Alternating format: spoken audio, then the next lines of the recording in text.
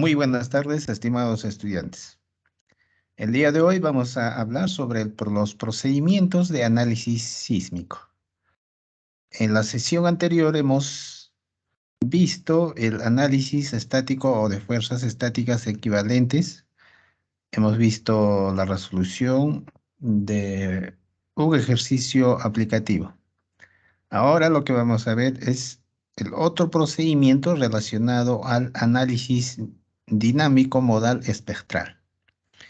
Este procedimiento está establecido en la norma E030. Lo que estamos observando es justamente esta norma. Entonces, vamos a ir viendo, está en el numeral 4.6 del reglamento E030, relacionado a sismo resistente. Entonces, vamos a ver, justamente aquí lo encontramos, ¿no? El análisis dinámico modal espectral, ¿no? Entonces, dice, cualquier estructura puede ser diseñada usando los resultados de los análisis dinámicos por combinación modal espectral según lo especificado en este numeral. Entonces, aquí nos van a dar una serie de pautas para poder hacer el análisis, ¿no? Y bajo este procedimiento. Entonces, en primer lugar, nos habla de los modos de vibración. Entonces, los modos de vibración podrán determinarse por un procedimiento de análisis que considere apropiadamente las características de rigidez y la distribución de masas. Entonces, dos aspectos importantes, ¿no? Que habla de la rigidez y la distribución de las masas, ¿no? En cada dirección se consideran aquellos modos de vibración cuya suma de masas efectivas sea por lo menos el 90% de la masa total, pero deberá tomarse en cuenta por lo menos los tres primeros modos predominantes en la dirección de análisis, ¿no? Entonces son condicionantes para determinar los modos de vibración de una estructura. Además de eso, la norma señala en el 462 la aceleración espectral, ¿no? Para cada una de las direcciones, tanto en X y en Y, ¿no? Se utilizará un espectro inelástico de pseudoaceleraciones definidos por, ¿no? Entonces aquí tenemos una ecuación. Esta ecuación que se debe usar para poder hacer el análisis dinámico, ¿no? Entonces, algo de esto también se ha hecho en el análisis estático. Por ejemplo, ahí estamos viendo la Z, zona, uso del periodo, ¿no? El suelo, la gravedad, entre otros variables que se utilizan para poder hacer el análisis dinámico, ¿no? Y justamente para calcular la aceleración espectral. Entonces, para el análisis en la dirección vertical podrá usarse un espectro con valores iguales a los 2/3 del espectro empleado para las direcciones horizontales, ¿no?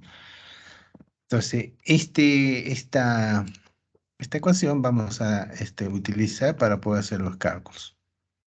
Criterios de combinación, ¿no? Mediante los criterios de combinación que se indican, se podrá obtener la respuesta máxima elástica esperada, R, ¿no? Tanto para las fuerzas internas en los elementos componentes de la estructura como para los parámetros globales del edificio como fuerza cortante en la base, cortantes de entrepiso, momentos de volteo, desplazamientos totales y relativos de entrepiso, ¿no? Entonces, la respuesta máxima elástica esperada, correspondiente al efecto conjunto de los diferentes modos de vibración empleados, R podrá determinarse usando la combinación cuadrática completa de los valores calculados para cada modo. Entonces, esta es la ecuación, ¿no? Esta es otra ecuación que se tiene que considerar para hacer el cálculo de los criterios de combinación, donde R representa las respuestas modales, desplazamientos o fuerzas, los coeficientes de correlación están dados por. Aquí tenemos otra ecuación, ¿no? Que debemos tener en consideración para poder hacer los cálculos. Muy bien, y aquí también tenemos otra ecuación, ¿no? Para poder hacer los cálculos. Vamos a verlo en el caso aplicativo. Fuerza cortante mínima, ¿no? Para cada una de las direcciones consideradas en el análisis, la fuerza cortante en el primer entrepiso del edificio no podrá ser menor que el 80% del valor calculado, según el numeral 4.5 para estructuras regulares, ¿no? Ni menor que el 90% para estructuras irregulares. Entonces son algunas consideraciones que hay que tener presente para poder hacer el análisis dinámico sismo resistente.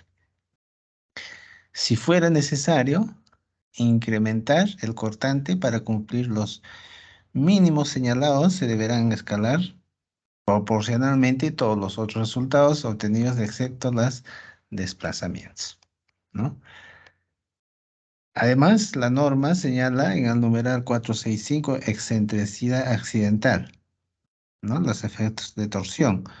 La incertidumbre en la localización de los centros de masa en cada nivel se considerará mediante una excentricidad accidental perpendicular a la dirección del sismo igual a 0,05 veces la dimensión del edificio, ¿no?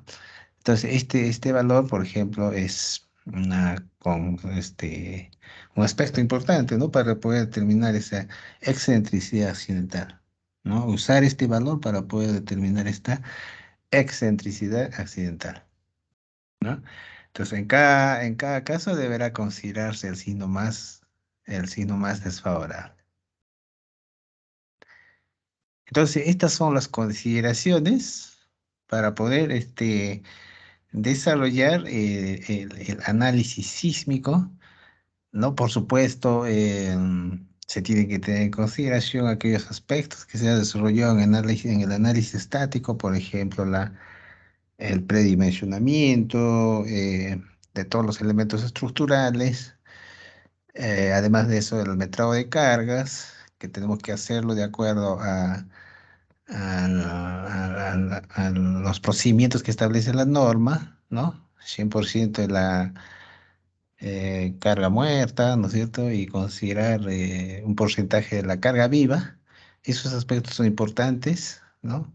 Y estos cálculos se hacen en base a los planos, ¿no es cierto? A la estructuración de la edificación y vamos calculando esas variables para poder luego hacer el análisis dinámico, ¿no? Aplicando todos estos procedimientos que establece la norma. Muy bien. Entonces, en la siguiente sesión haremos una cuestión práctica relacionada a este tema. Muchas gracias.